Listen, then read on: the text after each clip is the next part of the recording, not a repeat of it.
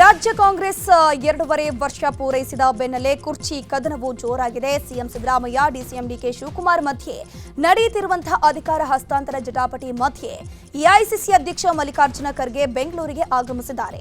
ದೆಹಲಿಯಿಂದ ಸದಾಶಿವನಗರದ ತಮ್ಮ ನಿವಾಸಕ್ಕೆ ಆಗಮಿಸಿರುವಂತದ್ದು ಸದ್ಯ ಖರ್ಗೆ ನಿವಾಸ ಪವರ್ ಸೆಂಟರ್ ಆಗಿದೆ. ಮಲ್ಲಿಕಾರ್ಜುನ ಖರ್ಗೆ ಅವರು ಬೆಂಗಳೂರಿಗೆ ಆಗಮಿಸುತ್ತಿದ್ದಂತೆ ಕಾಂಗ್ರೆಸ್ನ ಹಿರಿಯ ನಾಯಕರು ಖರ್ಗೆ ನಿವಾಸಕ್ಕೆ ಪರೇಡ್ ನಡೆಸಿದ್ದಾರೆ. ಸಚಿವ ಶಿವರಾಜ್ ತಂಗಡಗಿ, ಹಿರಿಯ ಶಾಸಕ ಆರ್.ವಿ. ದೇಶಪಾಂಡೆ ಕೂಡ ಮಲ್ಲಿಕಾರ್ಜುನ ಖರ್ಗೆ ಅವರನ್ನ ಭೇಟಿ ಮಾಡಿ ಚರ್ಚೆ ನಡೆಸಿದ್ರು. ಇನ್ನು ಶಾಸಕ ತನ್ವೀರ್ ಸೇಠ್ಗೆ ಸಚಿವ ಸ್ಥಾನ ಕೊಡಬೇಕು ಅಂತ ಬೆಂಬಲಿಗರು ಖರ್ಗೆ ನಿವಾಸದ ಮುಂದೆ ಘೋಷಣೆ ಕೂಗಿದ್ರು. ಇತ್ತ ಬೆಂಗಳೂರಿನಲ್ಲಿರುವಂತಹ ಮಲ್ಲಿಕಾರ್ಜುನ ಖರ್ಗೆ ರಾಜ್ಯದ ಬೆಳವಣಿಗೆಗಳ ಬಗ್ಗೆ ಮಾಹಿತಿಯನ್ನ ಪಡ್ಕೊಳ್ತಾ ಇದ್ದಾರೆ. ಒಕ್ಕಲಿಗ ಶಾಸಕರ ದೆಹಲಿ ಭೇಟಿ, ಜಾರಕಿಹೊಳಿ ನಿವಾಸದಲ್ಲಿ ಡಿನ್ನರ್ ಮೀಟಿಂಗ್ ಬಗ್ಗೆ ಮಾಹಿತಿಯನ್ನು ಪಡ್ಕೊಂಡಿದ್ದಾರೆ ಖರ್ಗೆ ಅವರು. ಇಂದು ಸದಾಶಿವನಗರ ನಿವಾಸದಲ್ಲಿ ಭೇಟಿಯಾಗುವಂತೆ ಸಿಎಂ ಸಿದ್ದರಾಮಯ್ಯನವರಿಗೆ ಖರ್ಗೆ ಅವರು ಸೂಚನೆ ಕೊಟ್ಟಿದ್ದಾರೆ. ಹೀಗಾಗಿ ಇಂದು ಸಿಎಂ ಸಿದ್ದರಾಮಯ್ಯ ಮಲ್ಲಿಕಾರ್ಜುನ ಖರ್ಗೆ ಅವರನ್ನ ಭೇಟಿಯಾಗಲಿದ್ದಾರೆ. ಇತ್ತ ಡಿಕೆ ಬ್ರದರ್ಸ್ ಕೂಡ ಇಂದೇ ಖರ್ಗೆ ಅವರನ್ನ ಭೇಟಿ ಮಾಡೋಕೆ ನಿರ್ಧರಿಸಿದ್ದಾರೆ. ಅಧಿಕಾರ ಹಂಚಿಕೆ ಬಗ್ಗೆ ಆಗಿರುವ ಒಪ್ಪಂದ, ಈಗ ಆಗುತ್ತಿರುವ ಬೆಳವಣಿಗೆಗಳ ಬಗ್ಗೆ ಸ್ಪಷ್ಟನೆ ಕೇಳಲಿದ್ದಾರೆ. ಆದರೆ ದೆಹಲಿಗೆ ಹೋಗಿದ್ದ ಡಿಕೆ ಶಿವಕುಮಾರ್ ಬಣದ ಆಪ್ತ ಶಾಸಕರನ್ನು ಕೂತು ಮಾತನಾಡಿಸದೆ ಖರ್ಗೆ ವಾಪಸ್ ಕಳಿಸಿಕೊಟ್ಟಿದ್ದಾರೆ. ಅಷ್ಟೇ ಅಲ್ಲ, ನಾನು ಕೂಡ ಪಕ್ಷಕ್ಕಾಗಿ ದುಡಿದಿದ್ದೀನಿ ಅಂತ ಹೇಳಿ ಕಳಿಸಿದ್ದಾರೆ. ಸಿಎಂ ಸ್ಥಾನಕ್ಕಾಗಿ ಡಿಕೆ ಶಿವಕುಮಾರ್ ದೇವರ ಮೊರೆ ಹೋಗಿದ್ದಾರೆ. ಇಷ್ಟಾರ್ಥ ಸಿದ್ಧಿಗಾಗಿ ಜೇನುಕಲ್ಲು ಸಿದ್ದೇಶ್ವರ ಶ್ರೀ ಮೊರೆ ಹೋಗಿದ್ದು ತಮ್ಮ ನಿವಾಸದಲ್ಲಿ ವಿಶೇಷ ಪೂಜೆಯನ್ನು ಸಲ್ಲಿಕೆ ಮಾಡಿದ್ದಾರೆ. ನಿನ್ನೆ ಡಿಕೆ ಶಿವಕುಮಾರ್ ನಿವಾಸದಲ್ಲಿ ಸುಮಾರು 1 ಗಂಟೆಗೂ ಹೆಚ್ಚು ಕಾಲ ಜೇನುಕಲ್ ಸಿದ್ದೇಶ್ವರ ಪಲ್ಲಕ್ಕಿ ಪೂಜೆ ನಡೆಯಿತು. ಇನ್ನು ಕೆಲವು ತಿಂಗಳ ಹಿಂದೆ ಅರಸೀಕೆರೆಗೆ ಹೋಗಿದ್ದ ಡಿಕೆ ಶಿವಕುಮಾರ್ ಜೇನುಕಲ್ ಬೆಟ್ಟದಲ್ಲಿ ವಿಶೇಷ ಪೂಜೆಯನ್ನು ಸಲ್ಲಿಸಿ ಬಂದಿದ್ರು. ರಾಜ್ಯ ರಾಜಕೀಯದಲ್ಲಿ ನಾಯಕತ್ವ ಬದಲಾವಣೆಯ ಬಿಕ್ಕಟ್ಟು ತಾರಕಕ್ಕೇರಿದೆ. ಅತ್ತ ಡಿಸಿಎಂ ಡಿಕೆ ಶಿವಕುಮಾರ್ ಒಕ್ಕಲಿಗ ಅಸ್ತ್ರವನ್ನ ಪ್ರಯೋಗ ಮಾಡ್ತಾ ಇದ್ರೆ, ಇತ್ತ ಸಿಎಂ ಸಿದ್ದರಾಮಯ್ಯ ಆಪ್ತರು ಅಹಿಂದ ಅಸ್ತ್ರ ಪ್ರಯೋಗಿಸೋಕೆ ಮುಂದಾಗಿದ್ದಾರೆ. ಡಿನ್ನರ್ ಮೀಟಿಂಗ್ ಬೆನ್ನಲ್ಲೇ ಅಹಿಂದ ನಾಯಕರು ಒಗ್ಗೂಡ್ತಿದ್ದಾರೆ. ಸಚಿವ ಜಮೀರ್ ಅಹಮದ್ ಖಾನ್ ಕಚೇರಿಯಲ್ಲಿ ಸಚಿವ ಸತೀಶ್ ಜಾರಕಿಹೊಳಿ, ಬಿಕೆ ಹರಿಪ್ರಸಾದ್ ಮೀಟಿಂಗ್ ನಡೆಸಿದ್ರು. ಇಂದು ಬೆಳಗ್ಗೆ ಮಲ್ಲಿಕಾರ್ಜುನ ಖರ್ಗೆ ಅವರನ್ನ ಭೇಟಿ ಮಾಡೋಕೆ ಸಿಎಂ ಡಿಸಿಎಂ ಬಣಗಳು ತಯಾರಿ ನಡೆಸ್ತಾ ಇದೆ. ನಿನ್ನೆ ಬೆಂಗಳೂರಿನ ಕೇಂದ್ರ ಕಾರಾಗೃಹದಲ್ಲಿ ಶಾಸಕ ವಿನಯ್ ಕುಲಕರ್ಣಿ ಮತ್ತು ವೀರೇಂದ್ರ ಪಪ್ಪಿ ಅವರನ್ನ ಡಿಸಿಎಂ ಡಿಕೆ ಶಿವಕುಮಾರ್ ಅವರು ಭೇಟಿ ಮಾಡಿ ಚರ್ಚೆ ನಡೆಸಿದ್ದಾರೆ. ಈ ವೇಳೆ ಮಾತನಾಡಿದ ಡಿಕೆಶಿ, ಕೆಲವರು ಷಡ್ಯಂತ್ರ ಮಾಡಿ ಅವರನ್ನ ಜೈಲಿಗೆ ಕಳಿಸಿಕೊಟ್ಟಿದ್ದಾರೆ. ಅವರ ಯೋಗಕ್ಷೇಮವನ್ನು ವಿಚಾರಿಸೋಕೆ ನಾನು ಅಲ್ಲಿಗೆ ಹೋಗಿದ್ದೆ ಅಂತ ಹೇಳಿದ್ದಾರೆ. ಗದಗ ಜಿಲ್ಲೆಯ ರೋಣ ಶಾಸಕ ಜಿಎಸ್ ಪಾಟೀಲ್ ಸಹ ಸಚಿವ ಸ್ಥಾನದ ಆಕಾಂಕ್ಷಿಯಾಗಿದ್ದಾರೆ. ರೋಣ ಕ್ಷೇತ್ರದ ಶಾಸಕ ಜಿಎಸ್ ಪಾಟೀಲ್ಗೆ ಸಚಿವ ಸ್ಥಾನ ನೀಡುವಂತೆ ಆಗ್ರಹಿಸಿ ಬ್ಲಾಕ್ ಕಾಂಗ್ರೆಸ್ನ ಪದಾಧಿಕಾರಿಗಳು ಹೋರಾಟಕ್ಕೆ ಸಜ್ಜಾಗಿದ್ದಾರೆ. ಈ ಹಿನ್ನೆಲೆಯಲ್ಲಿ ರೋಣದಲ್ಲಿ ಇಂದು ಬೆಳಗ್ಗೆ 11 ಗಂಟೆಗೆ ಬೃಹತ್ ಹೋರಾಟ ನಡೆಯಲಿದೆ. ಕಾಂಗ್ರೆಸ್ನಲ್ಲಿ ನಾಯಕತ್ವ ಬಿಕ್ಕಟ್ಟು ತೀವ್ರಗೊಂಡಿದೆ. ರಾಜ್ಯ ರಾಜಕೀಯ ಬೆಳವಣಿಗೆಗಳ ಬಗ್ಗೆ ಬಿಜೆಪಿ ಹೈಕಮಾಂಡ್ ಕೂಡ ನಿಗಾ ಇಟ್ಟಿದೆ. ಕಾಂಗ್ರೆಸ್ ಬೆಳವಣಿಗೆಗಳ ಬಗ್ಗೆ ಅಮಿತ್ ಶಾ ಮಾಹಿತಿಯನ್ನು ಕಲೆ ಹಾಕ್ತಾನೆ ಇದ್ದಾರೆ. ಸಹಕಾರ ಇಲಾಖೆ ಕೆಲಸದ ನಿಮಿತ್ತ ಅಮಿತ್ ಶಾ ಭೇಟಿಯಾಗಿದ್ದ ಎಂಎಲ್ಸಿ ರಾಜೇಂದ್ರ ರಾಜಣ್ಣ ಜೊತೆ ಅಮಿತ್ ಶಾ ಚರ್ಚೆ ನಡೆಸಿದ್ದಾರಂತೆ. ಇತ್ತ ವಿಜಯೇಂದ್ರ ಕೂಡ ದೆಹಲಿಗೆ ಹಾರಿದ್ದು ರಾಜ್ಯದ ವಿದ್ಯಮಾನಗಳ ಬಗ್ಗೆ ಮಾಹಿತಿ ನೀಡಲಿದ್ದಾರೆ. ಒಂದ್ ಕಡೆ ಕಾಂಗ್ರೆಸ್ನಲ್ಲಿ ನಾಯಕತ್ವ ಬದಲಾವಣೆ ಚರ್ಚೆ ಆಗ್ತಾ ಇದೆ, ಇನ್ನೊಂದು ಕಡೆ ನಾಯಕತ್ವ ಬದಲಾವಣೆಯ ಕೂಗು ಎದ್ದಿದೆ. ಬಿಜೆಪಿಯ ರಾಜ್ಯಾಧ್ಯಕ್ಷ ಬದಲಾವಣೆಗೆ ರೆಬೆಲ್ ಟೀಮ್ ಪಟ್ಟು ಹಿಡಿದಿದ್ದು ಡಿಸೆಂಬರ್ 1 ಅಥವಾ 2ರಂದು ದೆಹಲಿಗೆ ತೆರಳೋಕೆ ರೆಬೆಲ್ ನಾಯಕರು ನಿರ್ಧಾರ ಮಾಡಿದ್ದಾರೆ. ಧರ್ಮಧ್ವಜ ಅಭಿಯಾನದ ಸಮಾರೋಪ ಸಮಾರಂಭ ಕಾರ್ಯಕ್ರಮ ನಿನ್ನೆ ನಡೆಯಿತು. ಹಾವೇರಿಯಲ್ಲಿ ನಡೆದ ಕಾರ್ಯಕ್ರಮದಲ್ಲಿ ಸಂಸದ ಬಸವರಾಜ ಬೊಮ್ಮಾಯಿ, ಶಾಸಕ ಯತ್ನಾಳ್ ರಾಜ್ಯ ಸರ್ಕಾರದ ವಿರುದ್ಧ ಕಿಡಿಕಾರಿದ್ರು. ಇದೇ ವೇಳೆ ಬಿಜೆಪಿ ರಾಜ್ಯಾಧ್ಯಕ್ಷ ಬಿವೈ ವಿಜೇಂದ್ರ ವಿರುದ್ಧವೂ ಕೂಡ ಯತ್ನಾಳ್ ಕಿಡಿಕಾರಿರುವಂಥದ್ದು. ಅಪ್ಪ ಮಕ್ಕಳ ಮಾತು ಕೇಳಿ ನನ್ನನ್ನು ಬಿಜೆಪಿಯಿಂದ ಹೊರಗಡೆ ಹಾಕಿದ್ದಾರೆ. ಯತ್ನಾಳ್ ಒಳಗಡೆ ಇದ್ರೆ ನನ್ನ ಮಗನ ಭವಿಷ್ಯ ಏನ್ ಅನ್ನೋ ಚಿಂತೆ ಬಿಎಸ್ವೈಗೆ ಇದೆ ಅಂತ ಯತ್ನಾಳ್ ಗುಡುಗಿದ್ರು. ಕೋಲಾರ ಜಿಲ್ಲೆಯ ಮಾಲೂರು ತಾಲೂಕಿನ ಟೇಕಲ್ ಹಾಗೂ ಬನಹಳ್ಳಿ ಗ್ರಾಮದಲ್ಲಿ ಕಾಂಗ್ರೆಸ್ ಕಾರ್ಯಕ್ರಮವನ್ನು ಆಯೋಜನೆ ಮಾಡಲಾಗಿತ್ತು. ಮಾಲೂರು ಮರು ಮತ ಎಣಿಕೆ ಮುಕ್ತಾಯ ಹಿನ್ನೆಲೆಯಲ್ಲಿ ಕಾಂಗ್ರೆಸ್ ಮುಖಂಡರಿಂದ ಶಾಸಕ ಕೆವೈ ನಂಜೇಗೌಡ ಅಭಿನಂದನಾ ಕಾರ್ಯಕ್ರಮ ನಡೆಸಲಾಗಿತ್ತು.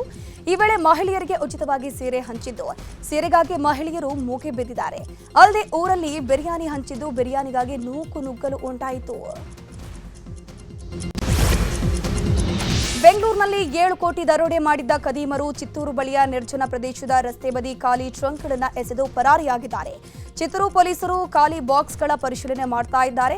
ನಿನ್ನೆಯಷ್ಟೇ ಆರೋಪಿಗಳು ಕೃತ್ಯಕ್ಕೆ ಬಳಸಿದ್ದ ಕಾರು ಪತ್ತೆಯಾಗಿದ್ದು ಕಾರು ಬಿಟ್ಟು ಬೇರೊಂದು ವಾಹನದಲ್ಲಿ ಹಣದ ಸಮೇತ ಎಸ್ಕೇಪ್ ಆಗಿದ್ದಾರೆ.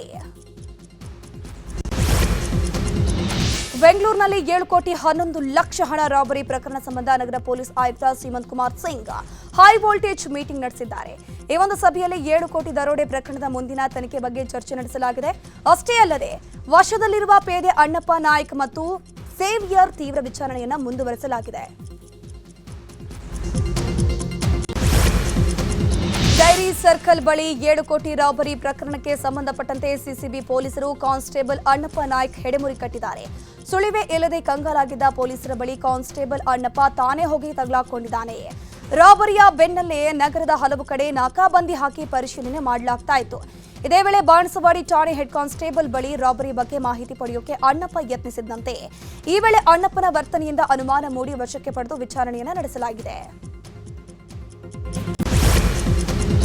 ಬೆಂಗಳೂರಿನಲ್ಲಿ 7 ಕೋಟಿ ದರೋಡೆ ಪ್ರಕರಣದ ಸಂಬಂಧ ತನಿಖೆ ತೀವ್ರಗೊಂಡಿದೆ. ಆರೋಪಿಗಳ ಪತ್ತೆಗೆ ನೆರೆಯ ರಾಜ್ಯದ ಪೊಲೀಸರ ಜೊತೆಯೂ ಚರ್ಚೆ ನಡೆಸಲಾಗಿದೆ.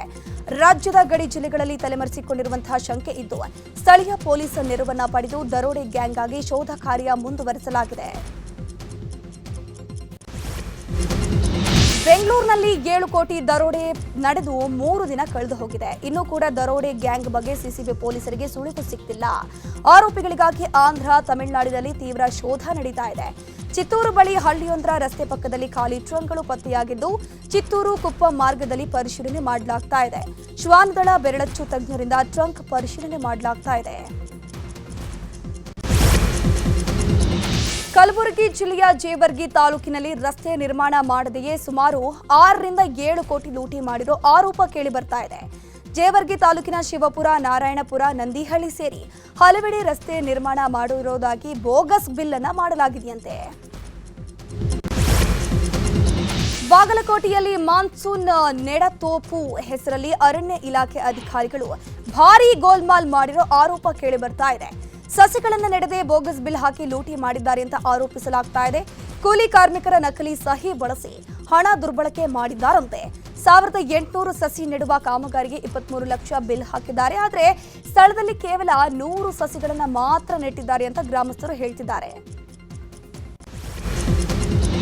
ಬೆಳಗಾವಿಯಲ್ಲಿ ನ್ಯೂಸ್ 18 ಕನ್ನಡ ಕರುನಾಡ ಹಬ್ಬ ನಡೀತಾ ಇದೆ. ನಿನ್ನೆಯಿಂದ ಆರಂಭವಾಗಿರೋ ಕರುನಾಡ ಹಬ್ಬವನ್ನ ಬೆಳಗಾವಿ ಉತ್ತರ ಕ್ಷೇತ್ರದ ಶಾಸಕ ಆಸಿಫ್ ಸೇಠ್ ಉದ್ಘಾಟನೆ ಮಾಡಿದರು.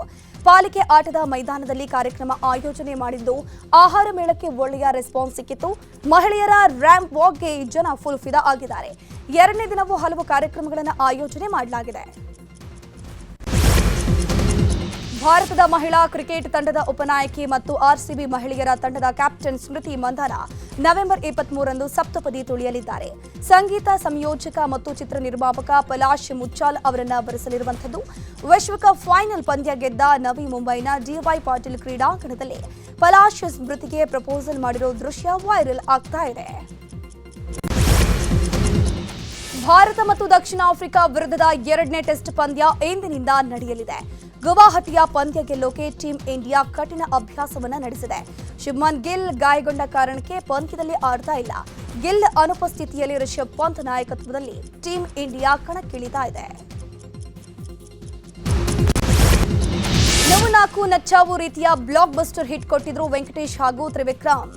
ಇದೀಗ ಈ ಜೋಡಿ ಮತ್ತೆ ಒಂದಾಗ್ತಿದ್ದು ಡಿಸೆಂಬರ್ 15ರಿಂದ ಈ ಸಿನಿಮಾ ಶೂಟಿಂಗ್ ಶುರು ಆಗಲಿದೆ.